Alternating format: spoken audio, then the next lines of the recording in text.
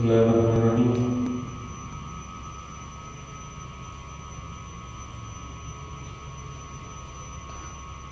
Al-Musannif rahimahullah ta'ala wa nafa'ana bihi wa bi ulumihi fid dharain. Babu alamati hubbillahi ta'ala lil 'abdi wal haddi 'ala tasadduqi biha was sa'yi fi tahsiniha. Qala ta'ala ya ayyuhalladzina amanu man yartadda minkum 'an dinihi fasawfa ya'ti Allahu biqaumin yuhibbuhum wa yuhibbunahu adillatin 'alal mu'minina 'izzatin 'alal kafirina yujahiduna fi sabilillah la yakhafuna lawmata la'imin dzalika fadlullahi yu'tihi man yasha'u wallahu wasi'un 'alim. Alhamdulillah, syukurlah alhamdulillah. Bersyukur kepada Allah Subhanahu wa taala atas segala nikmat-Nya. Kembali kita berkumpul bersama-sama dalam pembacaan kitab Riyadhus Shalihin. Sampai masih pada bab awal bab tanda-tanda cintanya Allah kepada seorang hamba. Ini kalau kita mau lihat apakah Allah mencintai kita, apakah kita cinta kepada Allah, kita lihat apakah ini ada pada diri kita. Yang pertama, firman Allah Subhanahu wa taala sudah kita baca sebelumnya,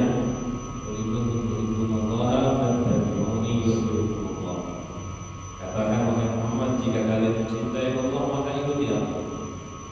Orang-orang Yahudi, orang-orang musyrikin ngomong, mereka mengatakan nahnu abnallahi wa ahibba'u. Kita ini anak-anak Tuhan dan yang dicintai Tuhan dan pecinta Tuhan.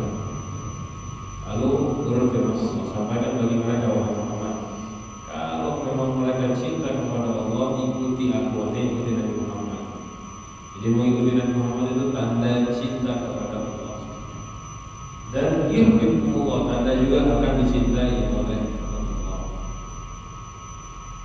Ini tanda pertama yang disampaikan beliau, bahwa itu intinya di situ. Tanda kita cinta kepada Allah dan dicintai oleh Allah adalah kita mengikuti ajaran yang disampaikan Nabi kita Muhammad sallallahu alaihi wasallam. Kalau kita nggak mengikuti, dusta, kita nggak cinta sama Allah. Lalu yang kedua tandanya ada pada ayat selanjutnya, orang-orang yang beriman, siapapun yang murtad dari kalian dari agamanya, dari Islam, fasawfa ya'tillahu biqaumin, nanti Allah akan mendatangkan kaum yuhibbuhum, yang Allah cinta mereka, wa yuhibbunahu, dan mereka juga cinta kepada Allah. Siapa ini mereka yang dicintai oleh Allah, yang mereka cinta dan dicintai oleh Allah? Sifatnya adalah adillatin 'alal mu'minin. Mereka itu rendah, tawadhu, kasih sayang. Dillah di sini bukan hina ya. Artinya lembut, kasih sayang, tawadhu bersama orang muslim. A'izzatin 'alal kafirin. Izzah di sini bukan sombong, tapi tidak mengikuti, tidak tertarik, menjauhi orang-orang kafir dan adat-adat kekufuran. Yujahiduna fi sabilillah, mereka jihad fi sabilillah, wala yakhafuna lawmata la'imin, dan mereka tidak takut dengan cacian orang yang mencaci.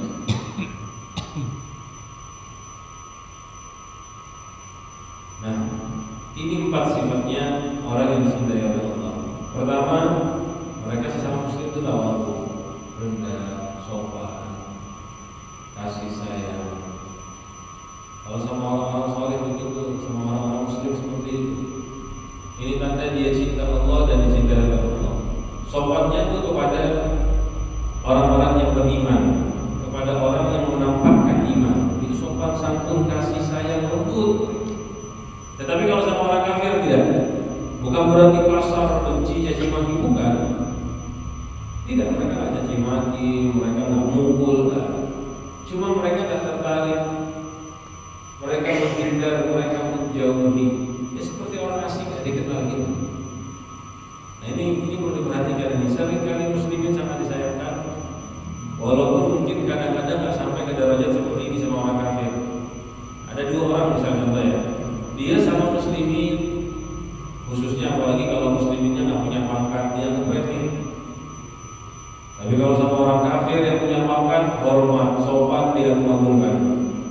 udah jelas ini sifatnya udah bertentangan dengan Al-Quran. Tapi yang bisa kita kiaskan ke situ banyak juga di antara kita sama muslimin yang taat, yang soleh, biasa sama mereka. Tapi sama orang kaya walaupun ahli maksiat, sama orang berpangkat walaupun melanggar perintah Allah, hormat ta'zim. Kenapa? Karena kehebatannya, karena kekayaannya. Agamanya nggak dilirik sama sekali, nggak dijadikan tolak ukur penghormatan. Ini sebuah kesalahan yang fatal sebetulnya. Soalnya Rasulullah SAW pernah bersabda, "Man tawadha'a li ghaniyyin bidinahu faqad dhahaba thulutha dini." Orang yang tawadhu kepada orang kaya karena kayanya telah hilang 2/3 agamanya. Dan alhamdulillah yang kita kadang-kadang begitu melihat orang yang melihat Islam, tapi melihat pangkatnya. Kalau udah kaya, pangkat tinggi, sopan. Tapi udah miskin, walaupun soleh, tak perhatian. Nah ini tanda-tanda sebetulnya bukan orang yang cinta kepada Allah dan yang gak dicintai oleh Allah. Alhamdulillah kita belajar, jadi kita perbaiki sekarang. Jangan sampai menghormati, mengagungkan, melihat kekayaan, pangkat dan selainnya. Menghormati, mengagungkan seseorang, lihatlah Islamnya, lihatlah Allah. Itu sifat orang yang dicintai oleh Allah.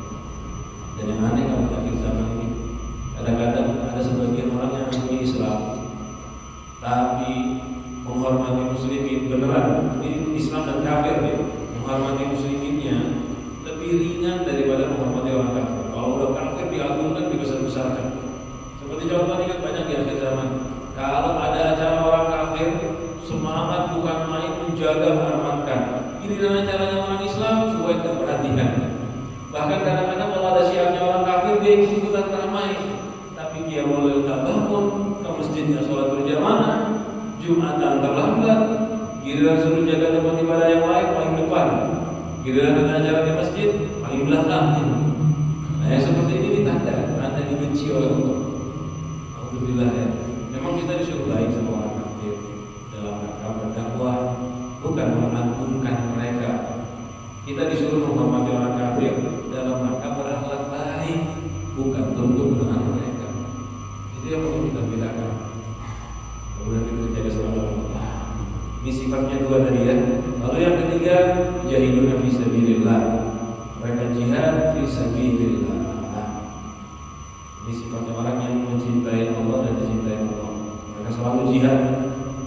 Jihad di sini bukan sekedar perang dan kelahi. Termasuk mujahidin fi sabilillah, berdakwah, mengajarkan ilmu agama, atau juga contoh sampai sekarang berangkat ke masjid belajar ilmu. Ini juga sebetulnya bagian dari fi sabilillah, bagian dari jihad.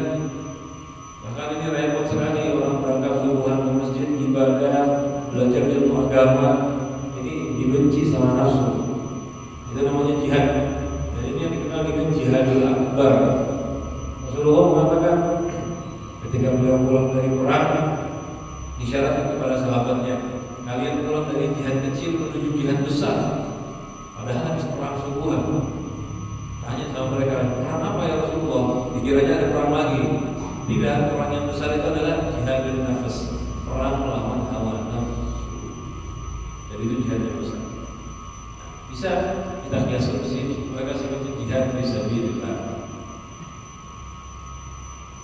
Terus yang terakhir, wala yakhafuna lawmata laim.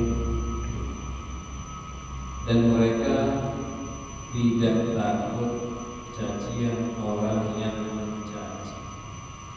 Artinya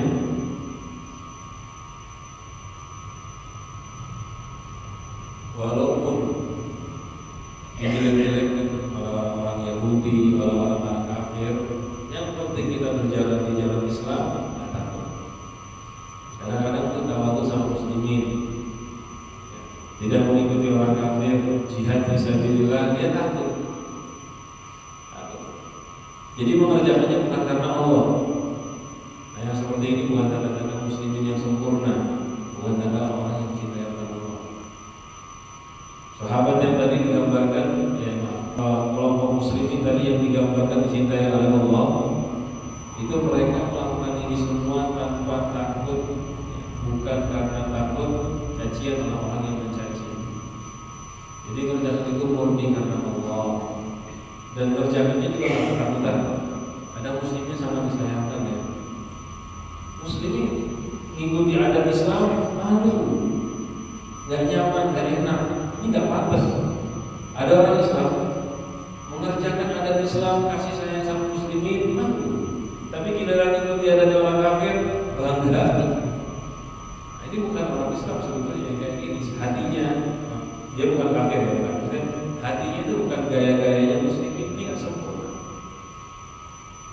Ini 4 gambaran orang-orang yang dicintai oleh Allah dan mencintai. Dari kamatullah Indonesia, Allah wasi'un. Itu adalah karunia Allah yang diberikan kepada orang-orang yang Allah inginkan. Artinya tadi itu taufik dari Allah. Kalau ada orang bisa hormati muslimin, enggan sama orang kafir, jihad fisabilillah, dan tidak takut cacian-cacian orang-orang kafir, maka itu orang yang dapat taufik dari Allah yang memberikan bagi Allah. Sungguh Allah itu maha wasi', maha lapang karunia-Nya, alim, maha mengetahui orang yang pantas diberi karunia.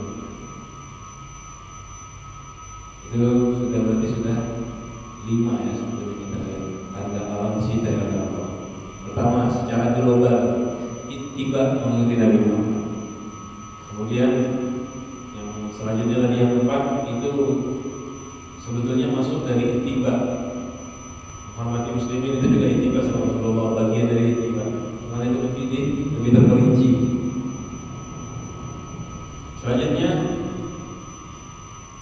gambaran lagi, ini masih gambaran mengikuti syariat Nabi Muhammad ya. Ini lebih terperinci ya. Dari Sayyidina Abu Hurairah radhiyallahu anhu, Rasulullah SAW bersabda dalam hadis qudsi, Inna Allah Ta'ala qala, sesungguhnya Allah Subhanahu wa Ta'ala berfirman dalam hadis qudsi, Man adali waliyan qad adantuhu bil harb.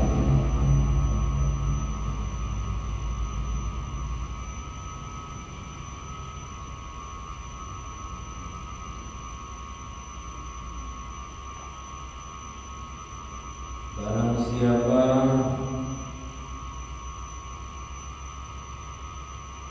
yang menyakiti wali,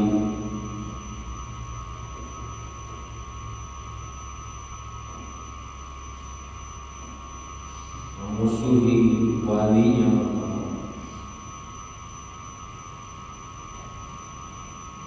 faqad adantuhu bil harb, maka aku telah mengumumkan kepadanya perang.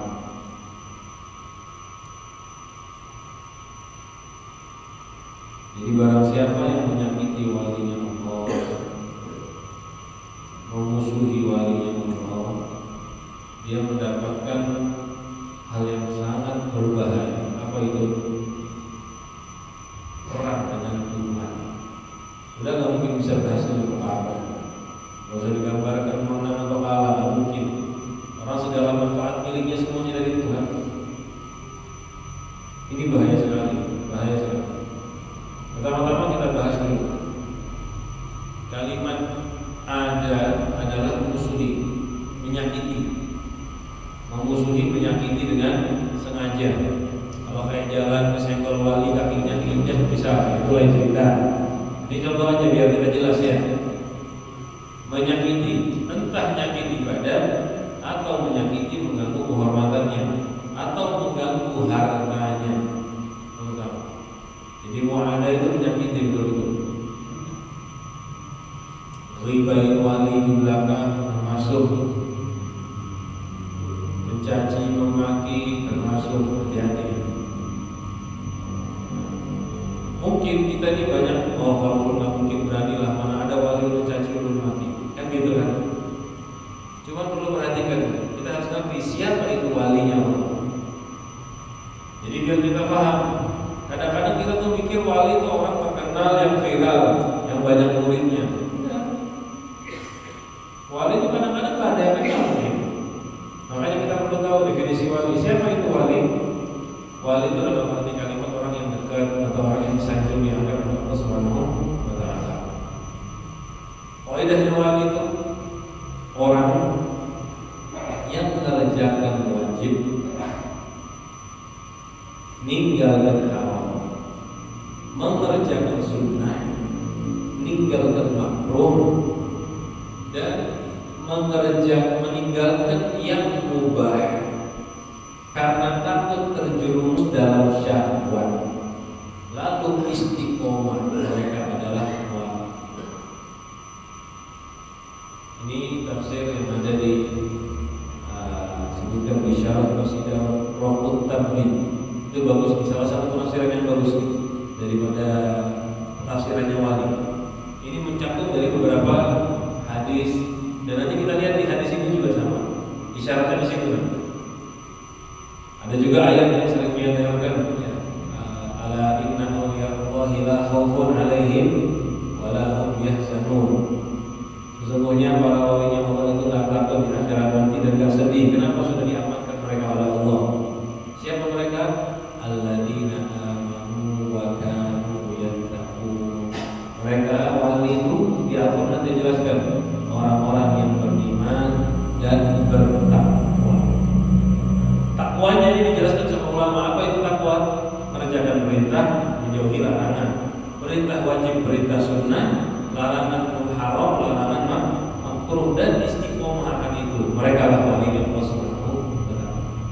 Jadi kadang-kadang ada satu orang istiqomah, taat, enggak mau yang haram, bahkan mau mengerjakan makruh. Mungkin enggak ada yang kenal, dianggap orang biasa. Mungkin bukan penceramah. Hati-hati sama orang macam ini. Ini yang sering disebut dengan wali-wali yang tak tampak atau wali mastur. Ini yang berbahaya. Berbahayanya bukan si dunia, bukan kitanya meremehkan mereka. Jadi mungkin insya Allah kalau ada orang yang terkenal wali, gak mungkin lah dia datang ke dia simpati, gak mungkin dia menentang mereka. Tapi kadang-kadang ada orang yang biasa tinggal di kampung kita, kelihatannya miskin, kelihatannya susah, tapi orangnya rajin ke masjid, sholat yang pernah ditinggalkan, bahkan mungkin dia sendiri nggak tahu dia wali. Karena hadirin perlu dipahami ya, wali itu bukan sesuatu yang dirasakan oleh seseorang, enggak. Kadang-kadang itu orang itu jadi wali dia nggak tahu dirinya wali. Banyak yang kayak gini, khususnya dikatakan sulaha, wali soleh, solehin itu dikatakan derajat awal wali. Itu banyak mereka nggak tahu dirinya wali. Dan orang-orang yang wali tinggi pun juga sebagian tidak tahu dirinya wali. Jadi jadi wali itu jangan dikira kayak daftar sudah berijazah atau dilantik, itu kan ada. Walaupun kadang-kadang kisahnya ulama ada yang mengisyaratkan di situ. Ya. Tapi banyak sekali wali yang tidak merasakan apa-apa. Bisa kayak dia merasanya orang biasa. Jadi dirinya sendiri yang merasa bagi orang lain. Para wali Allah kayak gitu. Nah, itu kita ajar dia balik. Ada wali-wali yang tidak dikenal, wali-wali yang biasa. Nah, yang seperti ini kalau kita sakiti, masalahnya tuh hukumannya berat. Allah menghukumkan orang, hingga kita tidak bisa main-main bagian itu. Jadi ingat-ingat wali itu yang taat, istiqomah adalah taat. Kalau nggak ada kaidah ini juga bukan wali, walaupun terkenal wali. Ada orang dibilang sidin wali, lihat aja takwa nggak? Iman dan takwa tidak istiqomah. Kalau nggak ada itu ya enggak. Itu ada orang yang wali, terkenal wali, tapi nggak sholat. Ini nggak mau sholat. Sholat gimana? Nggak mungkin wali tidak sholat. Nggak mungkin wali tidak sholat. Bisa sholat. Atau nggak mau zakat, atau nggak mau puasa, atau mungkin itu semua. Dan kalaupun ada omongan-omongan yang kadang-kadang dipaksakan yang aneh. Ujar sidin itu dohirnya aja nggak sholat, tapi batinnya lagi di Mekah sholat, batinnya lagi di Medina. Hadirin, hal kayak gitu tuh nggak boleh diucapkan. Nggak ada sejarahnya wali ngomong gitu tuh nggak ada. Yang ada tuh kisah-kisah palsu. Yang wajib sholat itu bukan batin, perlu dipahami batin. Rasulullah aja nggak pernah ada kisah sejarah sahabat melihat Nabi Muhammad kada sholat di masjid. Mana Nabi? Nabi batinnya aja kuringan, ruhnya lagi sholat. Ada nggak kayak gitu? Nggak pernah ada. Cerita dari Rasulullah, orangnya nggak sholat, ruhnya sholat, nggak ada. Sahabat Abu Bakar, Umar, Utsman, seluruh sahabat Rasulullah yang ada, satu riwayat 60.000 orang, satunya lagi 120.000 orang, itu nggak pernah ada yang mengatakan sahabat badannya nggak sholat tapi hatinya sholat. Nggak pernah ada riwayat kayak gitu. Berarti kalau ada orang selain itu ngomong, belum ini walaupun kuringan yang sholat di Mekah di Madinah, dusta, harusnya begitu. Seandainya mimpi sekalipun yang ada di situ, kan ada orang boleh mimpi sholat. Coba kalau dia tidur tadi pagi subuh bangun udah sholat subuh di mimpi ulun. Kira-kira sah sholatnya? Nggak bisa, harus sholat takbir. Nah ini perlu dipahami. Memang kadang-kadang tuh ya cerita-cerita itu harus disaring. Dari mana kisahnya? Karena orang-orang awam ini subhanallah sangka baiknya bagus sebetulnya. Dengar kisah ini wali tinggi, semua langsung percaya. Memang harus disaring. Pokoknya faedahnya kiat-kiat wali itu taat sama Allah, meninggalkan maksiat, melakukan yang wajib, istiqomah sunnah, dan istiqomah meninggalkan makruh. Itu faedahnya wali. Kalau ini dilanggar, ya kita sebut dalam sangka baik, dia orang baik, itu orang soleh. Tapi kalau wali belum, itu aja. Kalau ada orang nggak sholat gimana? Atau kalau ada orang nggak mengerjakan sunnah, lalai, makruh, ya kita tahu dia keadaannya kayak apa. Cuman kita nggak boleh dia sembarangan itu wali yang bisa. Mungkin dia lebih bagus dari kita, mungkin. Ada orang salah maksiat, gimana? Ya bisa jadi dia lebih bagus dari kita. Kita juga maksiat, banyak maksiat kita. Tapi kita nggak boleh sembarangan memberikan predikat wali. Wali ini predikat yang mana lagi? Yang mana? Salah satu tanda akhir zaman, kita itu dengan gampangnya mengangkat seseorang derajat wilayah, walaupun tidak ada sama sekali amal yang mengangkat mereka derajat wilayah. Sampai awal zaman dahulu wali itu bagaimana? Ini contohnya Imam Fudail bin Iyad pergi ke luar negeri mau menemui satu orang yang dikabarkan wali. Ada satu orang yang katanya walinya Allah, ini seperti kita ceritakan. Sampai di luar negeri di situ, masuk ke masjid, ketemu orang yang dibilang wali, beliau masih belum langsung nemuin. Ketika diperhatikan sama beliau, dia meludah ke arah kanannya. Yang dibilang wali tadi meludah ke arah kanan. Habis itu Imam Fudail langsung pergi ditinggal. Nggak jadi didatangi. Orang-orang tanya, yang pergi jauh-jauh ketemu fulan seorang wali, kok ditinggal?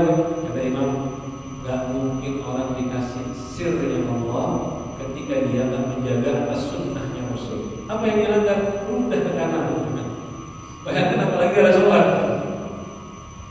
dia melanggar sunnah, ya, melakukan hal yang makruh.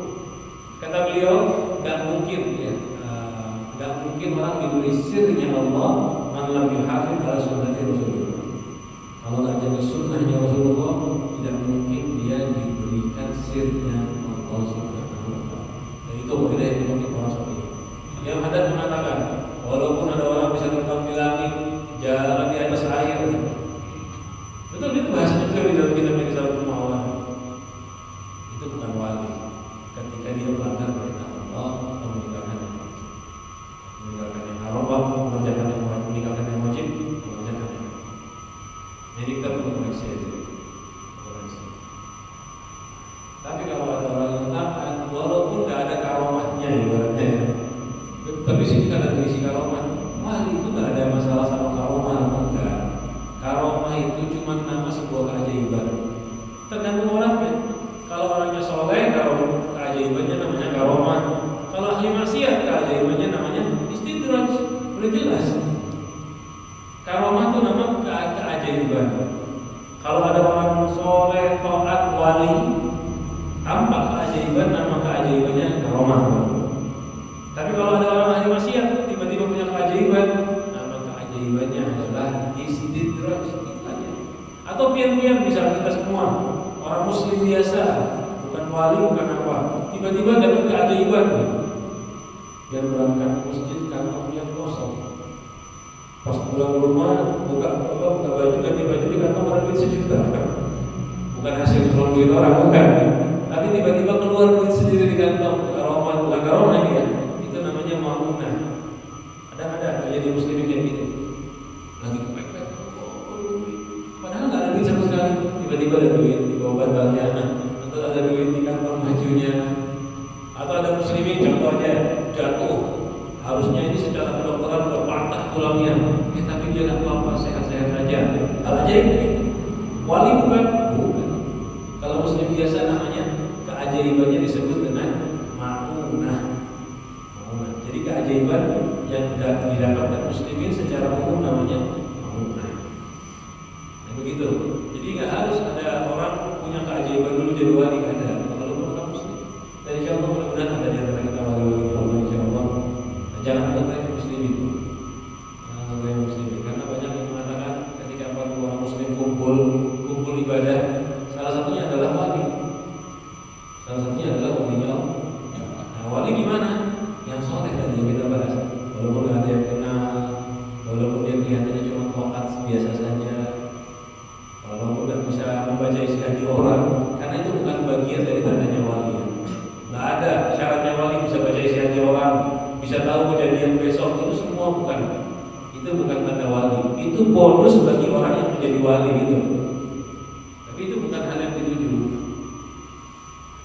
Orang yang menyakiti wali, Allah bukan orang yang dia tidak ada Allah bukan orang yang sembarangan bukan. Masuk hadis yang pertama, sudah tadi kita baca bagian awal. Lalu Allah menjelaskan. Nah, ini orang yang melakukan ini di wali. Pertama, wa ma taqarraba ilayya 'abdi. Tidaklah mendekatkan diri kepada seorang hambaku bisyai'in dengan sesuatu ahabba ilayya, yang lebih aku cintai bagiku mimma taraktu alaihi, dari yang aku wajibkan atasnya. Jadi gak ada amal yang membuat kita lebih dekat dicintai oleh Allah seperti yang wajib. Hamba itu kalau mendekatkan diri kepada Allah, yang paling cepat buat dekat kepada Allah apa? Wajib, fardu. Itu yang paling cepat membuat dia dekat kepada Allah. Pahalanya 70 kali lipatnya sunnah, dan gak bisa ditukar dengan 70 kali lipat sunnah. Jadi misalnya apa ya, sholat subuh 2 rakaat itu pahalanya 70 kali lipat sholat sunnah 2 rakaat. Walaupun dia sholat sunnah 2 rakaat 70 kali, tetap gak bisa menggantikan kewajiban subuh. Jadi sudah 70 kali lipat tetap gak bisa diganti. Kayak puasa 1 hari, puasa fardu Ramadan, pahalanya itu 70 kali lipatnya sunnah. Tetapi saatnya kita mau ganti puasa 70 hari, kan itu bahkan dalam riwayat walaupun 1 tahun puasa full, ganti 1 hari Ramadan tidak cukup, karena tingginya fardu di sisi Allah. Dan itu yang paling dicintai. Ini mungkin pelajaran buat kita. Jangan sibuk sunnah sebelum fardu dikerjakan. Tapi fardu tak banyak ya. Mungkin ini cocok buat orang-orang yang pernah tinggalkan sholat, yang masih melakukan qada sholat. Dulu ada sholat ditinggalkan, biar fokus saja ke qada sholatnya. Ada sholat sunnah nggak apa-apa. Walaupun kadang masuk kita ngomong gini, sholat sunnah pahalanya besar, udah sunnah aja nanti qadanya gampang. Jangan, itu tipuan setan, itu bisikan setan. Sholat sunnah sebesar-besarnya sunnah nggak bisa menandingi fardu, minimal 70 kali lipat. Dan sudah jelas hadis kursinya. Jadi bisa ada orang yang punya sholat atau sholat setahun atau lebih, udah kalau satu sunnah-sunnahan. Orang qobliyah dia qadha zuhurnya, orang ba'diyah dia qadha ba'diyah, qadha sholat zuhur, dan seterusnya. Masuk masjid, tahiyatul masjid langsung qadha aja udah. Masuk masjid bisa punya qadha zuhur banyak. Masuk masjid kalau usah tahiyat, qadha aja. Dan otomatis orang sholat sebelum duduk itu dapat tahiyatul masjid. Jadi kalau dia masuk masjid punya foto sholat, foto zuhur aja, bisa zuhur, sholat foto zuhur, fotoan dari ta'ala. Ada usah tahiyat. Kenapa? Foto yang banyak, fokus sama foto. Dan tahiyatul masjid, sholat sunnah wudu itu otomatis dapat dengan sholat foto, otomatis dapat. Nah, yang seperti itu sudah sudah dijelaskan oleh ulama-ulama di fikih. Jadi wajib itu yang paling membuat kita dekat kepada Allah. Lalu setelah wajib dikerjakan, Allah jelaskan lagi, wa ma yazalu 'abdi yataqarrabu ilayya bin nawafil hatta uhibban. Tidaklah terus-menerus hambaku, wa ma yazalnya, dan tidak terus-menerus seorang hambaku yataqarrabu ilayya, mendekatkan diri kepadaku. Setelah mengerjakan wajib, dia mau menambah dekat kepada Allah bin nawafil, dengan mengerjakan sunnah, sampai aku akan mencintai. Nah, inilah darajat wali yang dimaksudkan.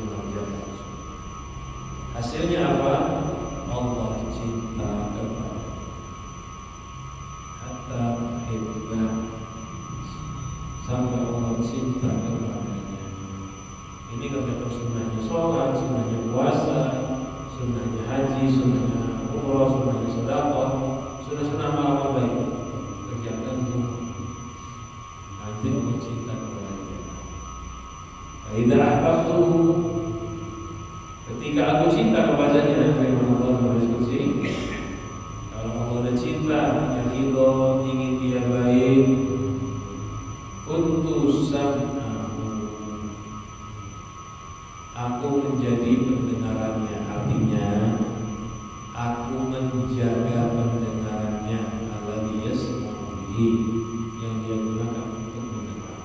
Jadi artinya begitu, yang paling banyak, paling aman artinya jangan diartikan aku menjadi pendengarannya, agak bahaya sedikit. Maksudnya aku menjaga pendengarannya, yang dia gunakan untuk mendengar. Wa basaruhu alladhi yubsiru bihi, aku menjadi pandangannya, yang aku jaga pandangannya yang dia gunakan untuk mendengar. Wa yadahu allati yamtishu biha, aku jaga tangannya yang dia gunakan untuk melakukan sesuatu, contoh seperti mengerjakan sesuatu. Wa rijluhu allati yamshi biha, aku jadi kakinya yang dia gunakan untuk berjalan. Nah, semua ini artinya dia akan menjaga mata, menjaga telinga, menjaga tangan, menjaga kaki.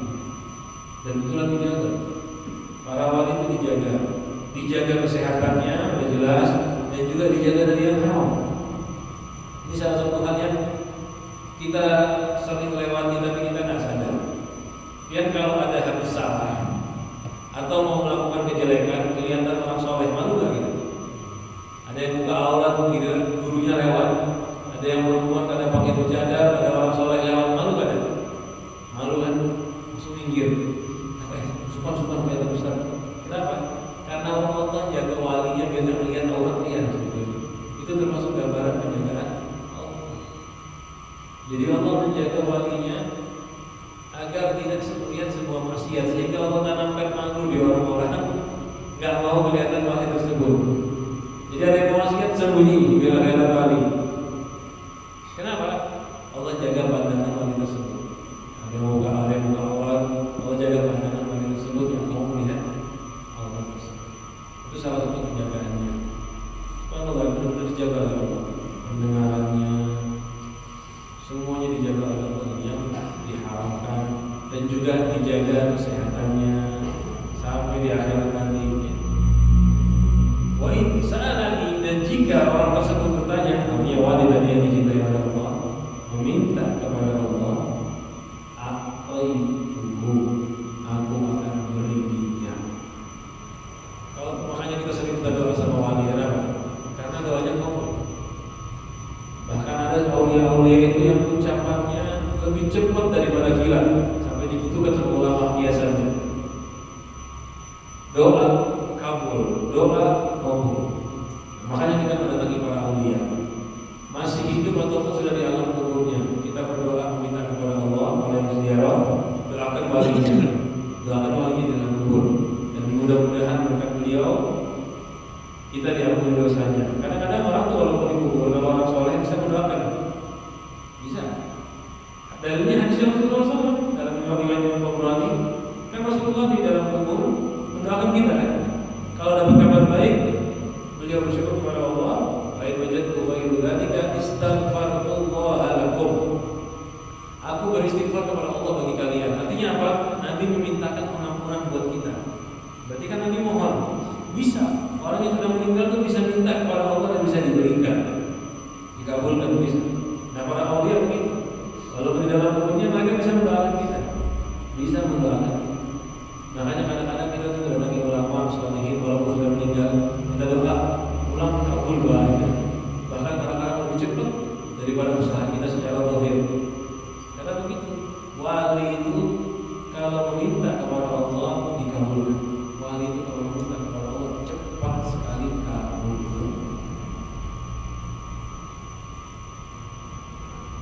Kalau biar tak tahu wali yang mana, sering-sering aja kita bertemu muslimin. Salaman muslim, alhamdulillah, bahkan ya, bahkan. Nanti ada yang melakukan salah satu wali. Kalau wali biasanya paham aja langsung bahkan. Kemudian yang punya dosa, kemudian masuk surga. Jadi jangan sampai ada mereka muslimin ya. Siapapun orangnya, bisa-bisa dia walinya Allah dan doanya dia kabul. Walakin ista'adani la'idannah, dan jika wali atau orang yang dicintai oleh Allah tadi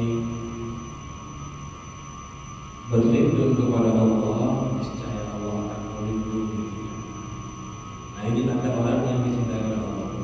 Dari hadis ini kita lihat siapa yang dicintai oleh Allah, yang mengerjakan wajib dan mengerjakan sunnah. Ada tambah baru lagi gitu. Tandanya orang dicintai oleh Allah masih wajib, dan juga rutin tekun mengerjakan sunnah. Kita lihat diri kita, sunnah kita kerjakan nggak? Wajib kita kerjakan tidak? Kalau kita masih lalai dari wajib, nggak kerjakan sunnah ataupun nggak pernah kerjakan sunnah, alhamdulillah, berarti masih belum dicintai. Makanya kita berusaha memperbaiki diri, berbanyak mengerjakan sunnah dan wajib sudah lewati, jangan sampai lupa. Mudah-mudahan dengan membaca hadis ini kita diberikan